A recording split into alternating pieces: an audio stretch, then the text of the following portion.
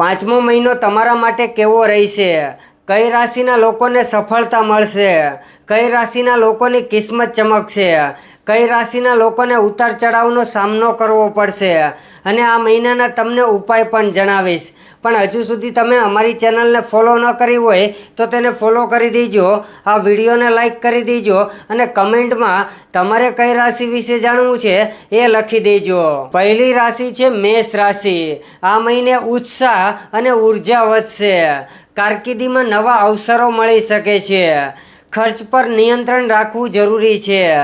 Budget બનાવીને ખર્ચો કરો તો મુશ્કેલી નહીં આવે. હવે તમને આ મહિનાના ઉપાય જણાવી દઉં. હનુમાનજીના મંદિરમાં મંગળવારે લાલ મીઠાઈ ચડાવો અને પ્રસાદ તમારા મિત્રોમાં જરૂર વેચો. બીજી રાશિ છે વૃષભ રાશિ. આર્થિક રીતે સ્થિરતા રહેશે. પરિવાર સાથે સારો સમય પસાર થશે. સ્વાસ્થ્ય પર ધ્યાન આપો. મે મહિનો એકંદરે ઉત્તમ નીવડશે.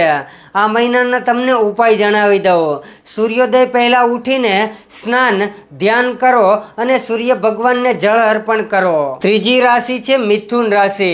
સંચાર અને નેટવર્કિંગમાં સફળતા મળશે. નવી ઓળખાણ ફાયદાકારક રહેશે.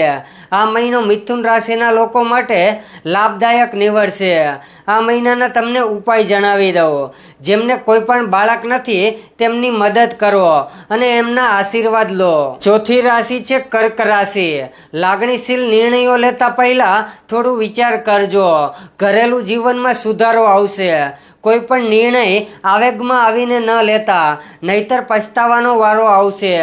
આ મહિનાના તમને ઉપાય જણાવી દઉં. હળદર ભેળવેલું પાણી સૂર્ય ભગવાનને નિયમિત રૂપથી ચડાવો. પાંચમી રાશિ છે સિંહ રાશિ. નેતૃત્વ ક્ષમતા વધી શકે છે. કામકાજમાં પ્રશંસા મળશે. અહંકાર ટાળવો જોઈએ. અહંકારના કારણે સંબંધો પણ બગડી શકે છે. ગુસ્સા પર કાબૂ રાખવો જોઈએ. અને આ મહિનાના તમને ઉપાય જણાવી દઉં. વાંદરાઓને ગોળ ખવડાવો. છઠ્ઠી રાશિ છે કન્યા રાશિ. કામમાં વ્યસ્તતા વધશે. આયોજનથી કામ કરશો તો તમને સફળતા જરૂર મળશે. પૈસા અને ટાઈમનું યોગ્ય મેનેજમેન્ટ કરશો તો તણાવ વિના શાંતિથી આ મહિનો પસાર થઈ જશે. આ મહિનાના તમને ઉપાય જણાવી દઉં. છોકરીઓને લાલ કલરની મીઠાઈ ખવડાવો. સાતમી રાશિ છે તુલા રાશિ. સંબંધોમાં સંતુલન જાળવવું ખૂબ જ જરૂરી છે. આર્થિક લાભના પણ સંકેતો છે. તુલા રાશિ માટે મે મહિનો ઉત્તમ નીવડશે. આ મહિને આર્થિક દ્રષ્ટિએ લાભના પણ સંકેત જોવા મળે છે. આ મહિનાના તમને ઉપાય જણાવી દઉં. પોતાને ધૈર્યવાન બનાવો અને ગુસ્સાથી બચો. સંભવ હોય તો રવિવારના દિવસે મીઠું ન ખાતા. આઠમી રાશિ છે વૃશ્ચિક રાશિ. ગુપ્ત યોજનાઓ સફળ થઈ શકે છે. સ્વાસ્થ્યમાં થોડો ઉતાર ચઢાવ આવી શકે છે. માનસિક અશાંતિને દૂર કરવા માટે યોગ અને ધ્યાનનો સહારો લો. નકારાત્મકતાથી દૂર રહો. પ્રભુનું સ્મરણ કરો. આ મહિનાનો તમને ઉપાય જણાવી દઉં. રાત્રે સૂતી વખતે તમારી બાજુમાં પાણીનો ગ્લાસ ભરીને રાખો અને તેને સવારે ઉઠીને કોઈ ગમલામાં પધરાવી દો. નવમી રાશિ છે ધન રાશિ. પ્રવાસની શક્યતાઓ વધારે છે. શિક્ષણ અને કરિયર માટે સારો સમય છે.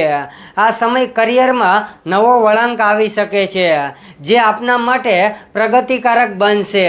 આ મહિનાનો તમને ઉપાય જણાવી દઉં. પીપળાના ઝાડની નીચે પાણી અને દૂધ ચડાવો અને ત્યાંની પલાળેલી માટીને તમારી ઘૂંટી પર લગાવો. દસમી રાશિ છે મકર રાશિ. મહેનતનું ફળ મળશે. નોકરીમાં પ્રગતિના યોગ છે. આ મહિનામાં આર્થિક લાભની શક્યતાઓ છે. યોગ્ય દિશામાં મહેનત સફળતા અપાવશે. આ મહિનાનો તમને ઉપાય જણાવી દઉં. પોતાની શક્તિ મુજબ જરૂરિયાતમંદ લોકોને ભોજન કરાવો. 11મી રાશિ છે કુંભ રાશિ. નવા વિચારો પર કામ કરવાની તક મળશે. મિત્રોનો પણ સહયોગ મળશે. આ મહિનામાં આપના માટે ઉત્તમ નીવડશે. આ મહિનાના તમને ઉપાય જણાવી દઉં. નિયમિત રૂપથી હનુમાન ચાલીસાના પાઠ કરો. 12મી રાશિ છે મીન રાશિ. આધ્યાત્મિક તરફ ઝુકાવ વધશે. માનસિક શાંતિ માટે સારો સમય છે. મે મહિનામાં આપને આપની પ્રિય વ્યક્તિ સાથે ક્વોલિટી સમય પસાર કરી શકશો. દરેક રીતે મે મહિનો આપના માટે શાનદાર નીવડશે. આ મહિનાના તમને ઉપાય જણાવી દઉં. નિયમિત રૂપથી હનુમાન ચાલીસાનો પાઠ કરો અને આવા જ રાશિફળ સાથે જોડાયેલા વિડીયો જોવા માટે આજે જ અમારી ચેનલને ફોલો કરી લેજો. આ વિડીયોને લાઈક કરી દેજો અને કમેન્ટમાં તમારે કઈ રાશિ વિશે જાણવું છે એ લખી દેજો. જય માતાજી.